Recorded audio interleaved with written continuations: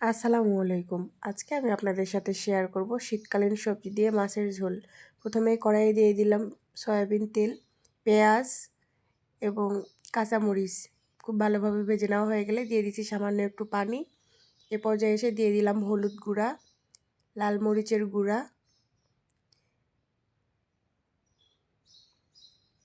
দিয়ে দিব স্বাদ মতো লবণ, জিরার গুঁড়া, গুঁড়া মশলা, ধনিয়া গুঁড়া সব কিছু দিয়ে ভালোভাবে মশলাটি কষিয়ে নিব।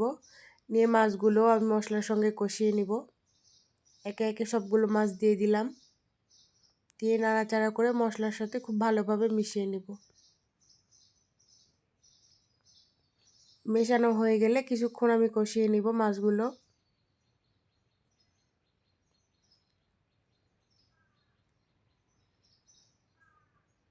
মাছগুলো খুব ভালোভাবে কষানো হয়ে গেলে এ পর্যায়ে এসে আমি সবগুলো মাছ একটা একটা করে উঠিয়ে নিচ্ছি।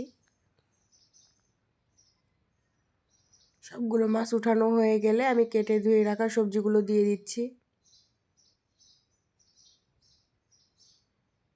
এখানে আমি নিয়েছি ফুলকপি, আলু, বেগুন দিয়ে খুব ভালোভাবে মশলার সঙ্গে কষিয়ে নিব।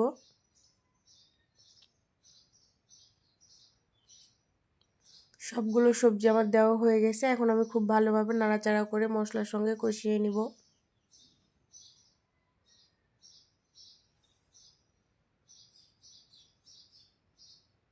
দেখতেই পাচ্ছেন আমি কিভাবে নাড়াচাড়া দিয়ে কষিয়ে নিচ্ছি। এ পর্যায়ে এসে আমি ঢেকে দিলাম। দিয়ে দিছি কেটে ধুয়ে রাখা পালং শাক, দিয়ে আবারও একটু নাড়াচাড়া করে মিশিয়ে নিব। পালং শাক থেকে অনেকগুলো পানি বের হয়েছে, আমি এই পানিটা দিয়েই সবজিটা কষিয়ে নিব। আবার একটু নাড়াচাড়া দিয়ে নিচ্ছি। আবার একটু ঢাকনা দিয়ে দিলাম।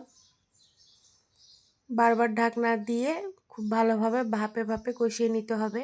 এ পর্যায়ে এসে দিয়ে দিচ্ছি ঝোলের জন্য পানি। আমি তরকারিটা একটু বেশি ঝোল ঝোল রাখবো, তাই পানির পরিমাণটাও একটু বেশি দিচ্ছি।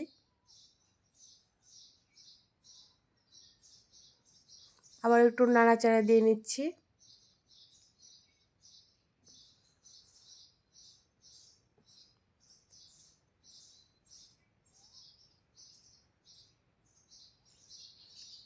এ পর্যায়ে এসে দিয়ে দেবো আগে থেকে কষিয়ে রাখা সেই মাছগুলো।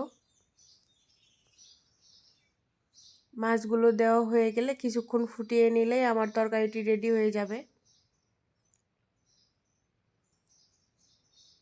শীতকালীন এই সবজি ঠান্ডা তরকারি এবং গরম ভাত খেতে খুবই মজা হয়।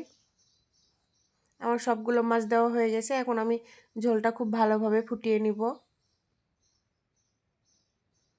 ঝোলটা আমার ফুটে এসেছে, আমি আরও কিছুক্ষণ রান্না করে নেব।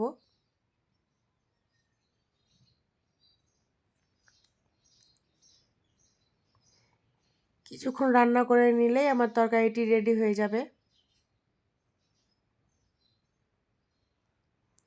দেখতেই পাচ্ছেন কতটা লোভনীয় হয়েছে। এই তো আমার শীতকালীন সবজি দিয়ে মাছের ঝোল হয়ে গেছে। আসসালামু আলাইকুম।